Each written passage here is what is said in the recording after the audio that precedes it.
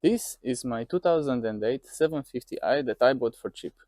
Normally, this is where we would find the 4.4 liter bi-turbo V8 power plant producing just a tad bit over 400 brake horsepower. Right now, it's just me. So why don't I just get out of here, get back to work, and make sure that by the end of the video, we know that that beast is going to come right back in here. And also because this thing is getting pretty heavy. We'll kick it off by replacing the oil return cover for the turbos. It is once again sold as a whole package because why could you only buy the seal, right? I have already gone ahead and prepped the surface, torque it down.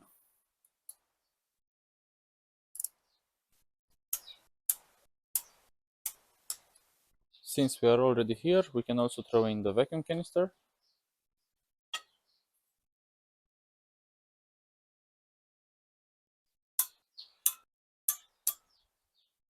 The pressure converters.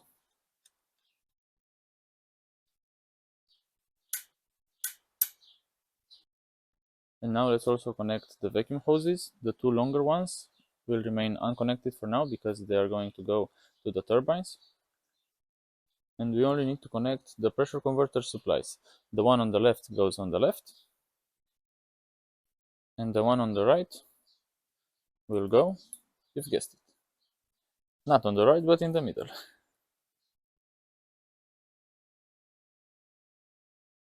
And we leave them hanging for now. Also, as you remember, when taking some of these off, they were very brittle due to heat and age, so I've decided to just swap all of them out for some new rubbery ones. We will now turn our attention towards the first bank because first off, this is where the vacuum hose comes through, the one that we have just placed with the vacuum canister. It sits right over here and clips into these places. That's good. And now, technically, it should clip into the vacuum pump, but we're not going to clip it just yet because I have a brand new O-ring for the vacuum pump and also for the camshaft sensors.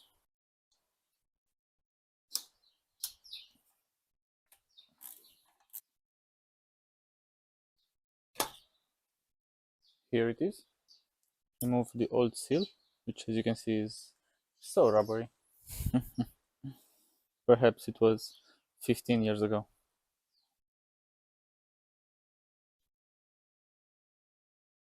An interesting thing to note right here is look at what the new seal looks like. Perfectly round. Now take a look at the old one. It's just not even a bit round anymore. To facilitate an easier installation, the repair manual calls to grease the place where the vacuum pump is going to sit. So I'm going to do this with adding a little bit of oil. And now, while installing the vacuum pump, we also have to take note of the notch and align it onto the camshaft.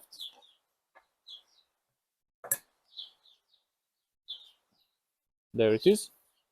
Unfortunately, I could not find the torque specification for these two upper bolts, as normally people have 3 E8s while mine are E10, so I'm not sure why that is, but I'll just go by feel and try not to torque them too much. I have also got brand new gaskets for the camshaft sensors, two on this side and two on the other.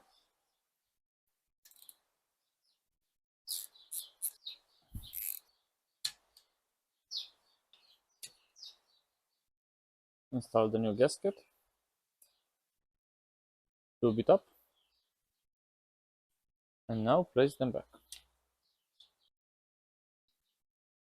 There it is, make sure that they are fully seated in. Now torque them down.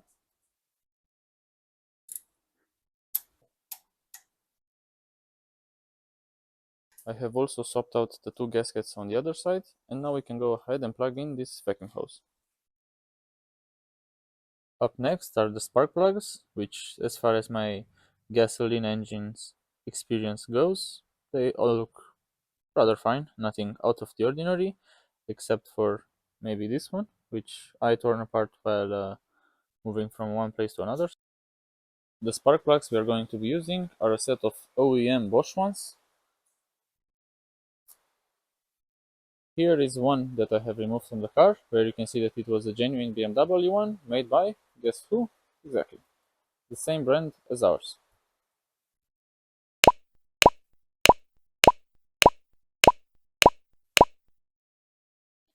The next step is completely optional, but I've gone ahead and coated the threads in a bit of copper paste to give the next poor soul working on this thing a fighting chance, because when I took out the old spark plugs, they all came out super hard.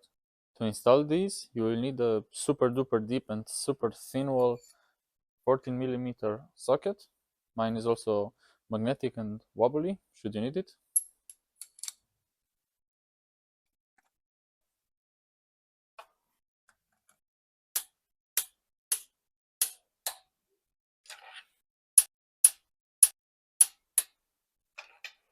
Underneath the first bank, here we have a holder for the oil cooler lines. The starter, which I have completely rebuilt, which I am extremely happy I ended up doing, as it was most definitely going to become an issue in the very near future, given how dirty, dusty, and in an overall worse for wear shape than what we would expect to find on a completely rebuilt engine the starter was. You can see how the brush holder was even cracked in multiple places due to presumably many attempts at starting a seized engine. Some bottles of brake cleaner and clean rags later, here are now the parts ready to be reinstalled and spin this engine onto its first start. Firstly, however, we have to make sure that everything is in perfect working condition, and to make sure of that, I have hooked up the starter to a battery to see it in action.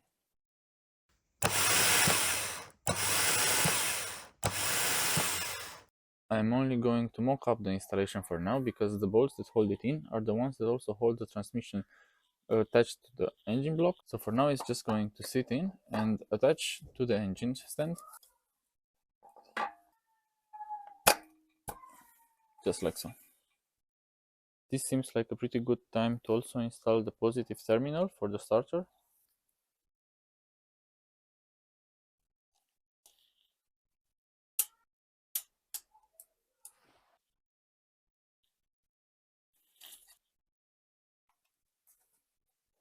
The engine mount,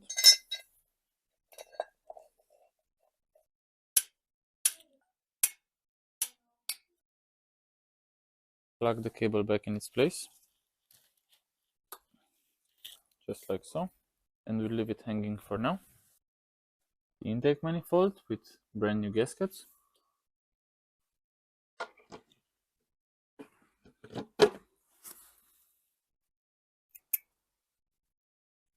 There is no specific torquing sequence for this, so I'll just go from inside outwards.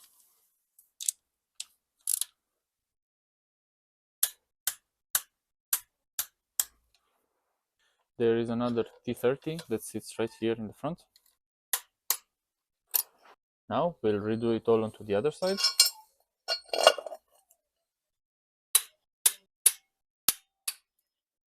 The intake manifold,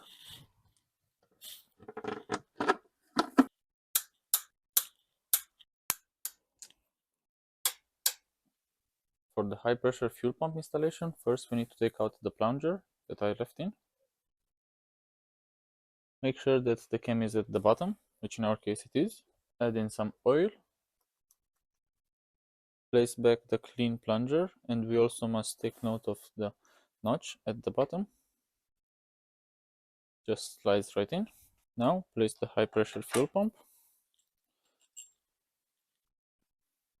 It must also be noted that the bolts are coated in a little bit of thread locker as per the repair manual. The pump must also be tightened in 90-degree turns, as were the camshafts.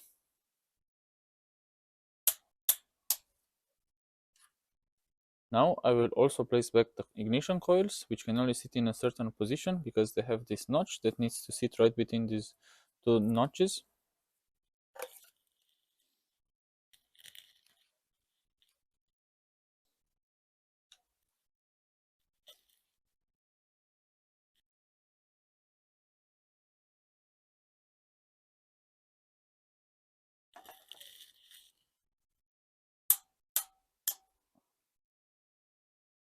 Moving forward, as you can see, I have already gone ahead and installed the oil-filled pipe for both of the turbos, because there is an issue with this, in the fact that, as you can see, this is the one that came off of the original engine, and as you can see, it is tightened down using a hollow bolt that fits both of the pipes. The engine block that I have purchased is still an N63B44A, but this one is a later model that uses some of the things from the TU engine, such as the straight rods instead of the bent ones, as you could see in the previous episode. And also here, this pipe does not get tightened down using a hollow bolt anymore, but instead it uses a normal M6 bolt that feeds the pipe, and then these two ends go to both of the respective turbines. However, I could not find the original part in time to be able to complete the installation, so instead I managed to get this one in time off of an M5 F10, which as you can see fit, but in order to make it fit, I've had to make some adjustments to the vacuum canister. As you can see, the bracket here is modified, and all of the curves that it had, I've had to straighten out because these two pipes would just hit on each other or just lay on the top of each other and in turn cause damage to one another. And now, after I have fitted both of them and I made sure that there is no contact between them whatsoever, we can continue with the installation.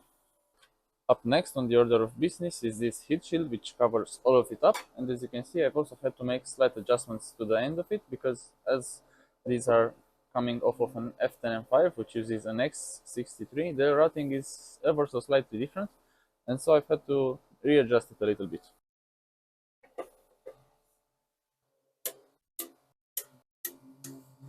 Now I'm going to reinstall the threads for the exhaust manifold. I've also coated them in a little bit of copper paste as per the BMW repair manual. I couldn't find any torque specification on this, so I just went with snug because they're just a support for the nuts that are going to go and hold the exhaust manifold in place. Now let's install the brand new gasket. The exhaust manifold slides right in. Don't forget about the retaining clip. And now the nuts.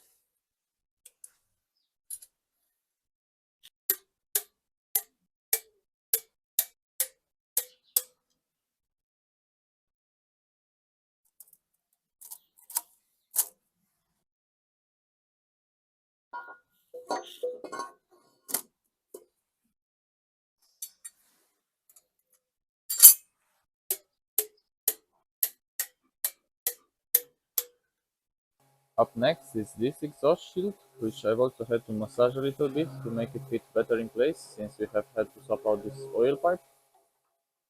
And as you can see, it now sits perfectly. There are two more of these shields left to install, one on each side.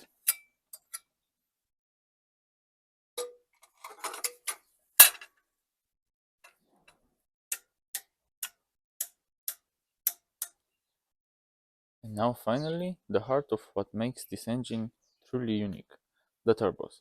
To aid installation, I'm going to lube up the O-rings from inside, which by the way should also be renewed, but since I have renewed the whole cover, I got them brand new as a whole package. So to aid in the installation, I'm going to pour in a little bit of oil. And now let's try to line it up.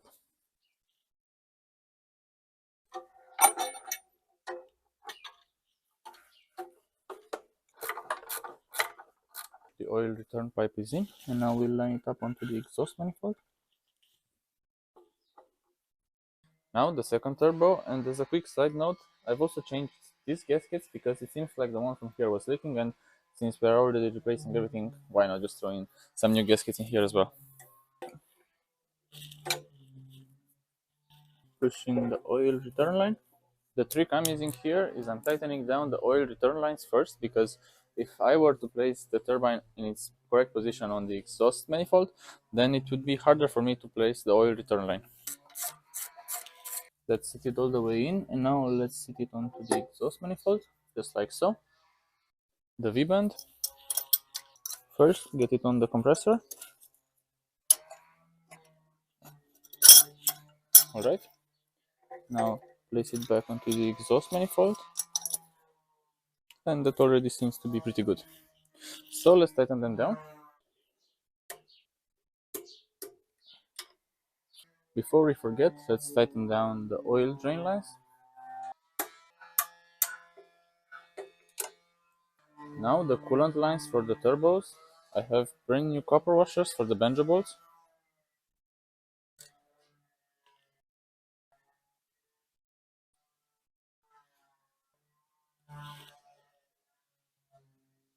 It's the same for the other one.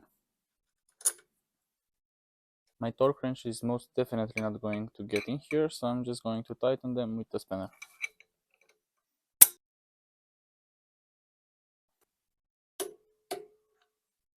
I have just finished tightening down the oil feed lines for the turbos, and they only get tightened to 7 Newton meters and then an additional 60 degrees of rotation. This is how they look, and this is how they sit after all of the brackets have been massaged back into their original position to accommodate both the pipes that came off of an S63 instead of an N63.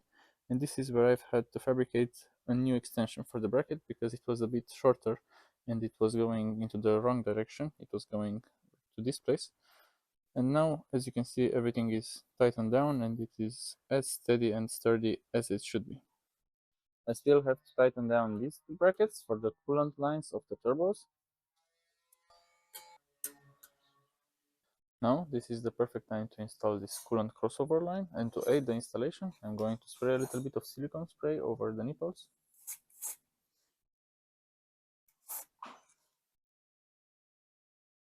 Snake it in.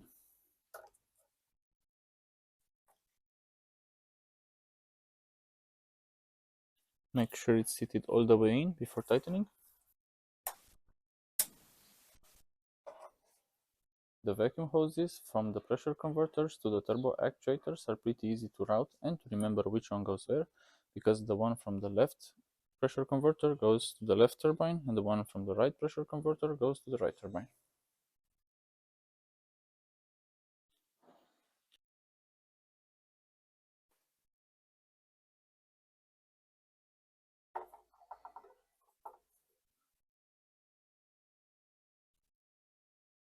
We'll shift our attention towards the back once again, because in order to install the catalytic converters, we first need to install these heat shields.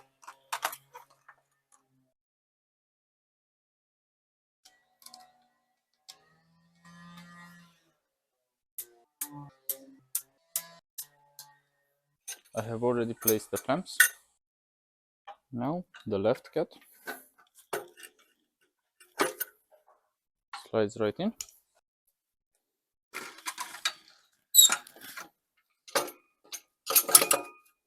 And here's the right one as well.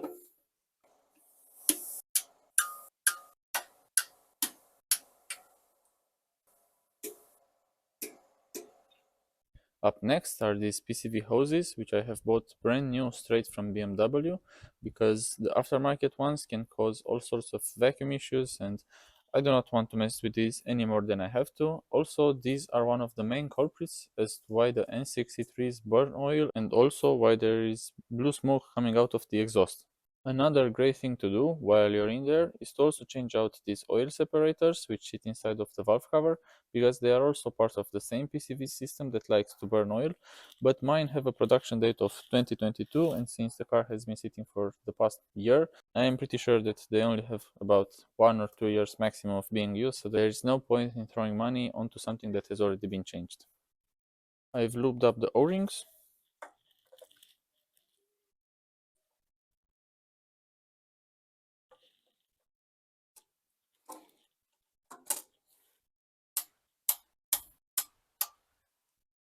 Now I will install the engine lifting hook, because afterwards it's going to be trapped underneath the heat shields.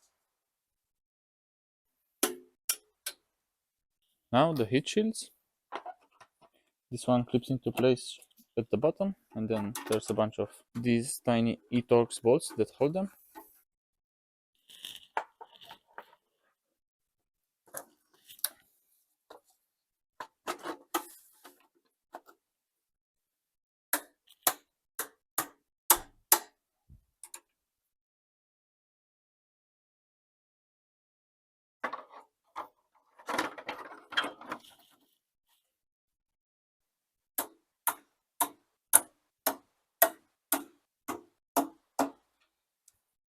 Now up come these brackets for the O2 sensor wiring loom.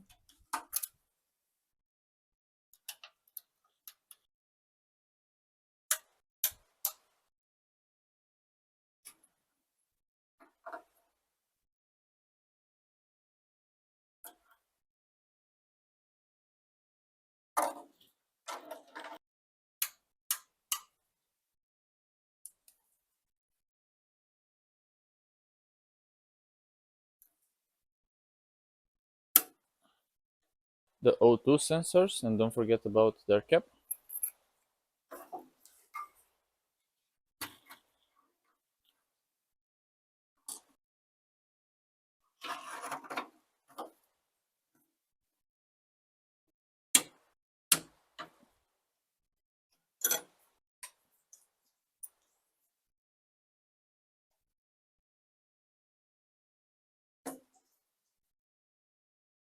Up next comes this bracket, which I've also had to slightly modify to fit the S63 oil pipe.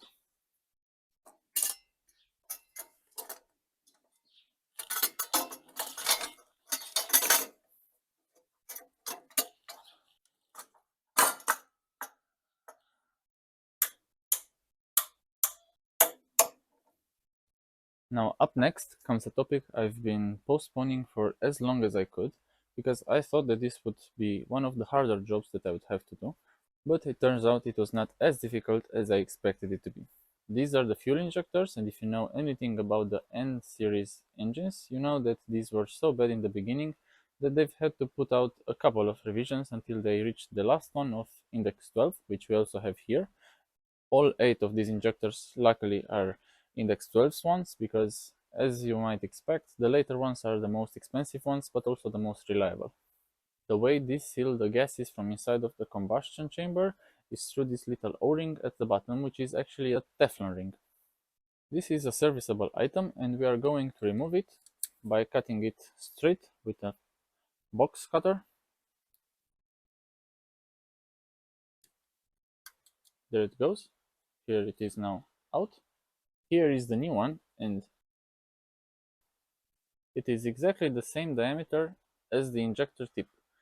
This being a Teflon ring, it is impossible to just slide it over and then have it take the exact shape that it would have to, just like this. Instead, for the installation, there is a specific BMW tool that you know I've got laying around right around here, and that we are going to use right now. This is actually the part that I thought would be the hardest of this final engine overhaul. The first step in installing this Teflon ring is to stretch it enough that it slides right over the injector tip. To do so, I'm going to use this normal pencil that you also have at home lying around. Just simply slide it over the pen and now push it all the way in.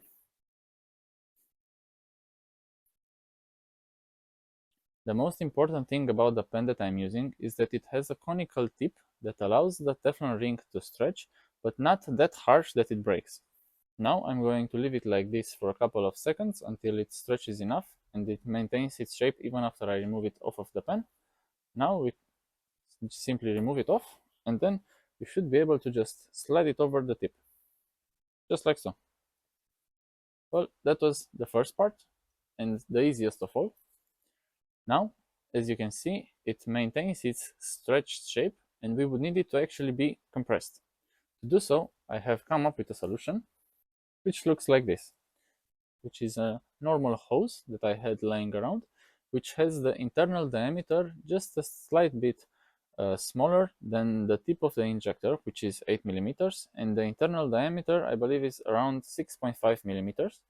I slide it over the Teflon ring and then I compress it using a zip tie, which I can now retract because this has been sitting for quite some time in here, so I believe it is ready to put on. And you will see that the difference between the Teflon ring that we have here and the one that we have just installed, which is still pretty stretched, is that this one slowly, right, this one is perfect and ready for installation. The injectors can only be installed in a certain position because you can see that it has this notch right here, which should line up with the notch from the cylinder head right there. And they should be pushed in until they reach the bottom, and you will feel them reach the bottom. Of course, there is another special BMW tool that you could use to pull them in, but life would be a bit too boring if we all had the perfect tools at the right time, right? So this is what I'm going with. Line it up with the hole, make sure it goes in straight and evenly, and then just push it all the way in. Just like so. There is my special BMW tool.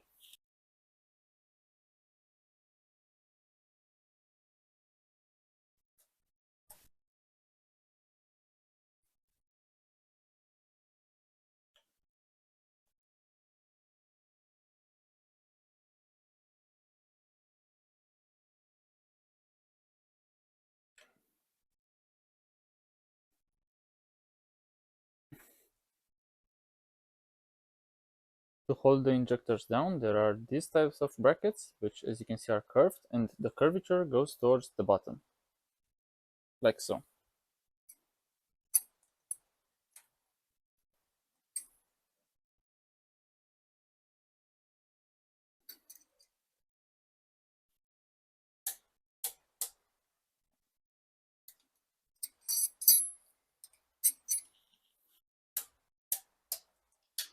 Let's get the fuel rail in.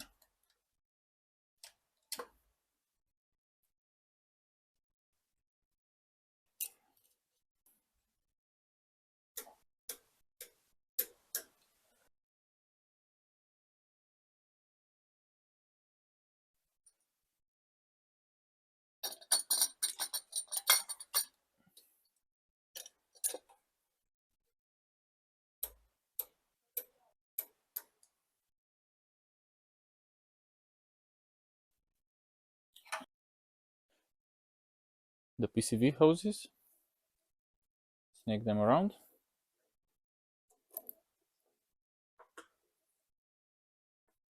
Clips into place down there. And here we're not going to connect it just yet, but I'll leave it like this for now.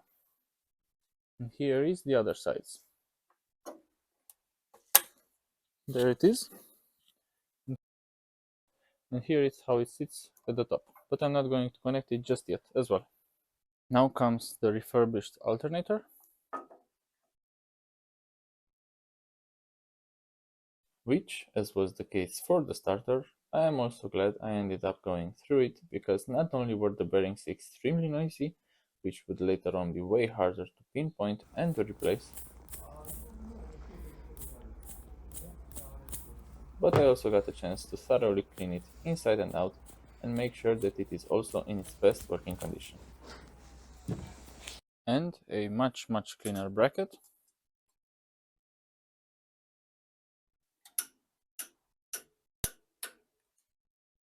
The positive terminal gets routed underneath of this coolant hose.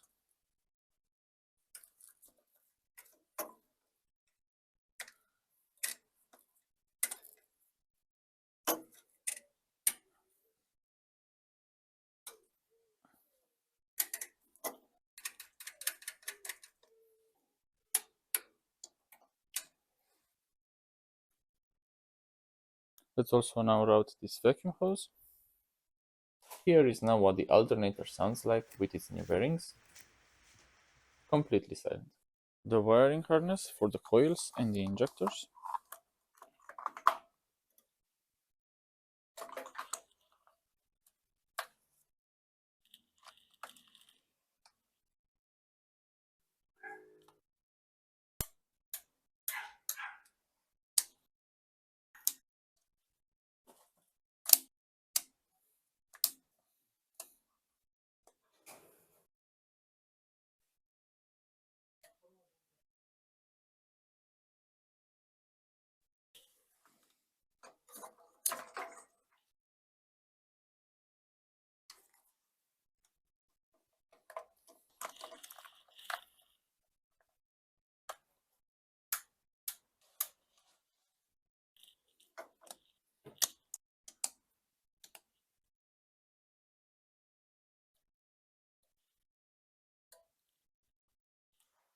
The fuel crossover line.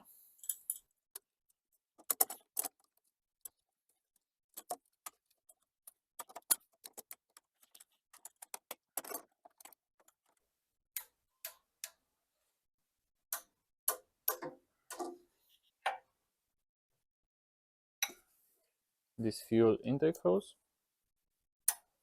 that just clips in. Here we have the old water pump, which is spinning beautifully. It makes no weird noises and has no play, so we are going to reuse it. And here is the thermostat. We're not going to change it, at least for now, but what I want to do is to change the seal that it has. Here it is, and this is the seal that I was talking about. Use a pick tool to gently take it out.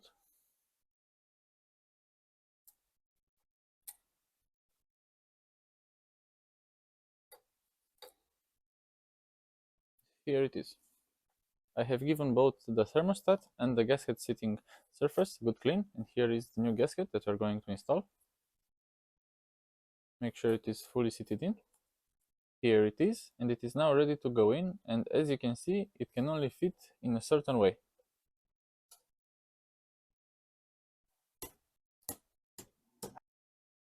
Now it's ready to receive the new gasket, which sits like so. I have already cleaned the gasket sitting surface. And now let's get it back on the engine. The next important thing to do before we install the water pump is to actually torque down the vibration damper. This requires a very high torque, and it should be done in 4 different stages. To lock the crankshaft for tightening the vibration damper, there is this tool that was included in the timing toolkit. Firstly, I will install it onto the crankshaft.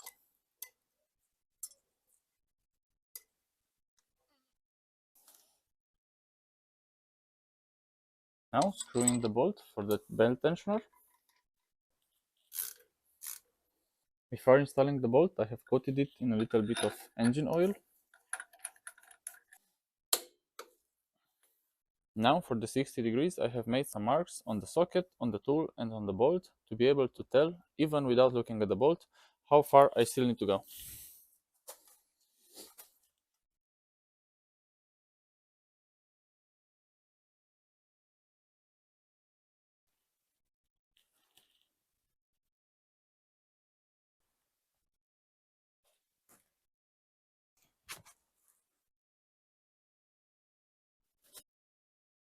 Holy smokes. Now that's some torque. Let's get rid of this because I'm not torquing that ever again. Ever again. Let's get back to our usual antics and install the water pump, which you have to slide behind of the vibration damper. Tap it into place, and here's the bolt. The longest one is in the top left corner. Next comes the belt tensioner, which as you can see spins great and the bearing inside makes no noise. So as far as I'm concerned, this is another great part to reuse. To install it, this notch has to go right back in its place over there.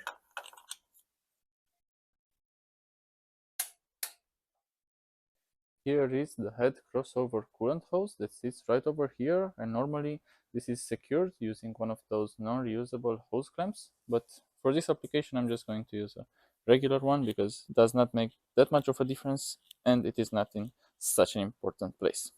So slide it all the way in, and now tighten it down. That's good and surely not going anywhere. There are still some hoses that we need to attach to the water pump. I usually like to spray a little bit of silicone spray to help for an easier installation. This one can only slide in a certain position, just like so.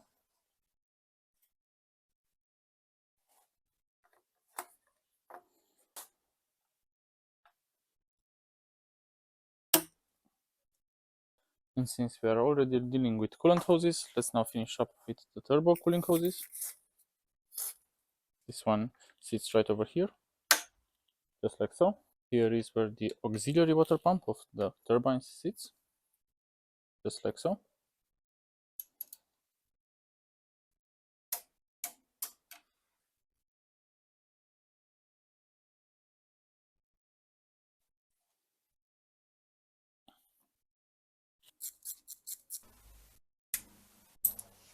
Now comes one of those parts that you just want to get done with as quickly as possible and hope to not mess too much of, because obviously it is going to be very tricky and I'm going to have to take my time and really be extra careful with all of these wires, because even though their length only makes it possible for them to reach exactly where they should be, routing them is still going to be very interesting.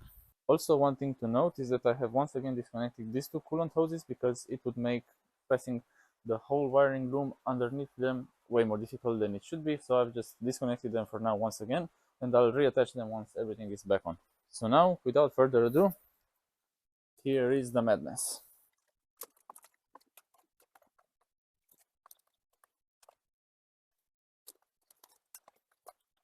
I am firstly going to secure it in place.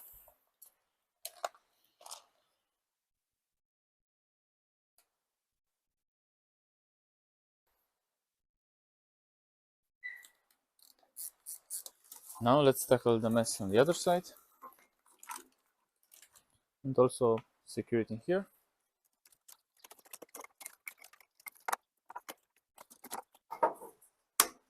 Right, here it just clips into place.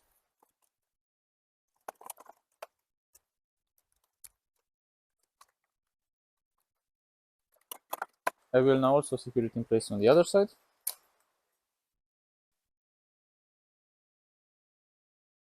Let's deal with the bolts first, since they are the easiest. And now let's start plugging stuff.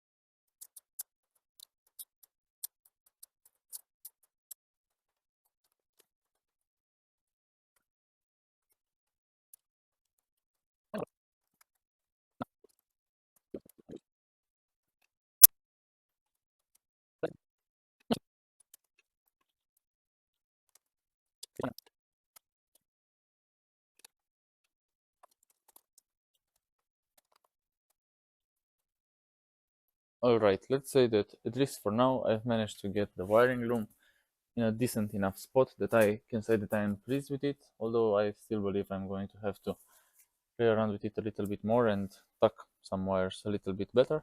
But at least for now we can proceed and install the AC compressor.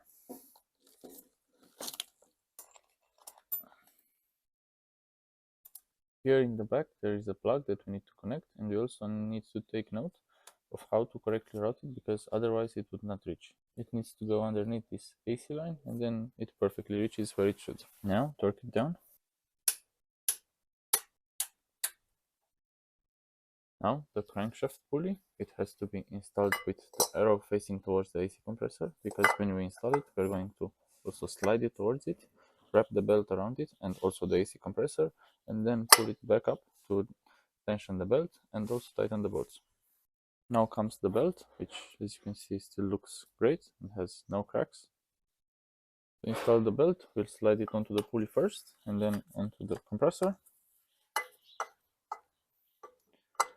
And now, to tension it once again, we're going to have to rotate the engine.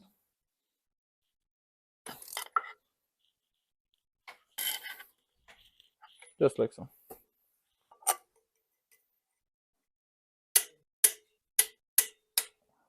A quick side note.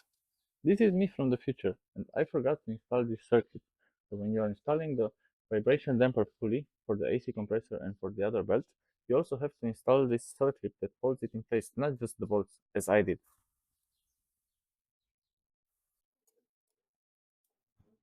Just like so. Now let's install the clean air ducts for the turbos. This one sits at the bottom.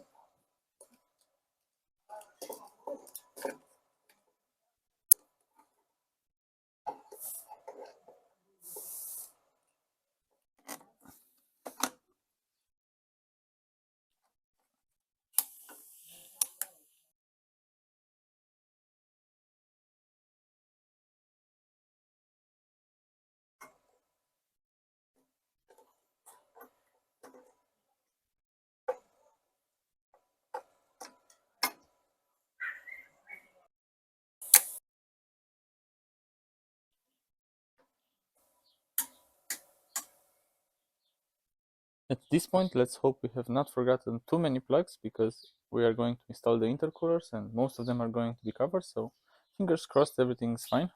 Now here comes the first one. Make sure you do not pinch any wires.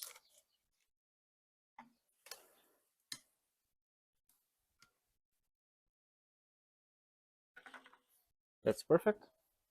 There are three different bolt lengths. The longest one goes on top, the medium one goes on the bottom right, and the shortest one goes on the bottom left. Now here's the second.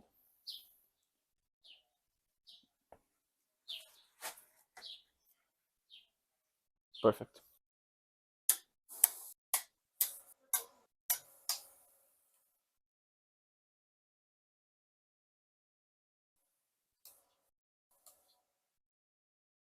I have brand new gaskets for the charge pipes because while the engine is going to be working, these are the ones that are going to supply pressurized air into the engine. So I'll take these out. So out with the old and in with the new.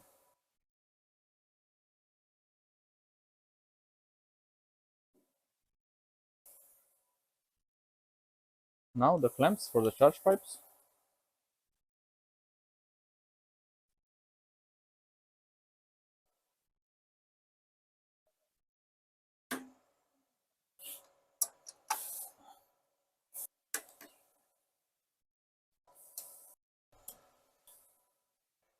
Here is the auxiliary belt, also in great shape as you can see, so no point in wasting money where we don't have to. This is where the power steering pump is going to sit, so we have an empty space right here, but this is generally how it will look. Now the auxiliary coolant reservoir.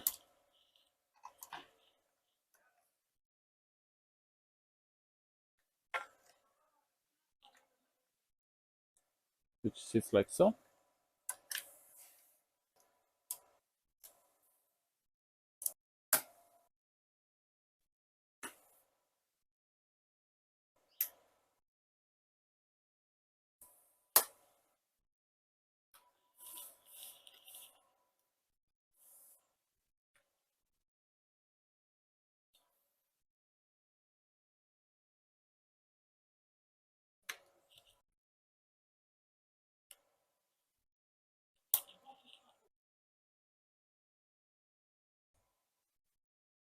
Amazing, right? Well, let me tell you, seeing this engine in this state after so many months is such a heartwarming feeling that I cannot even describe it with words. After so many months of scavenging parts, cleaning, testing, putting back together, it is just the best feeling in the world to be able to be back in this place with an engine that is looking this good and with the hope that it also performs as well as it looks, because given the looks, this engine is going to run spectacular. But that is something that we're going to have to see with our own eyes to believe it, right? Because I might have cleaned everything that I put back, checked thoroughly to make sure that it performs as well as it should, but there are still some parts which I could not check off the engine. So fingers crossed that it all works out and nothing that I have reinstalled from the old engine, albeit very little parts, was flawed to begin with. So now I can finally take off the lab suit and get back to reinstalling this engine into the car, right? Before getting to reinstalling the engine, however, we would be doing this rebuild a total lack of justice by continuing with such a dirty chassis, given the amount of time it has been patiently sitting and waiting for its V8 power plant return. This is the result of 17 years worth of dirt and grime, and let's face it, most likely a bunch of oil and coolant leaks given this engine's good reputation. Here it is now, after a much needed power wash, being all shiny again.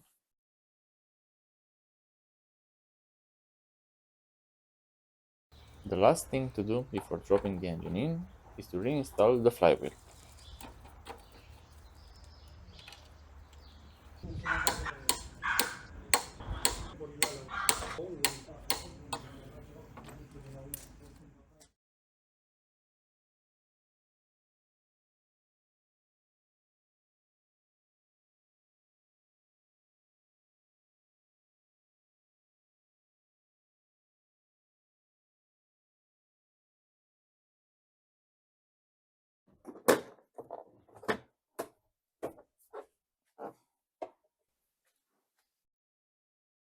And just like that, with a couple of seconds worth of work, as you could see, or what actually took more like half an hour of playing with the engine in and out to get it to mate to the gearbox and then to be able to place it back onto the engine mounts. The engine is now back where it belongs, in the car, and this means that we can once again talk about the car as a whole rather than just about the engine. And this also means that we are in the last stretch of our legs to get to hear this thing run once again, and this is hopefully going to happen in the next episode if everything goes smoothly as it should. So if you like the type of content that I am putting out and you would like to see more, please do consider subscribing, because it is free and it would only help support the channel, and it would also help me put out these kinds of videos more frequently for you. So until next time, stay tuned and ciao!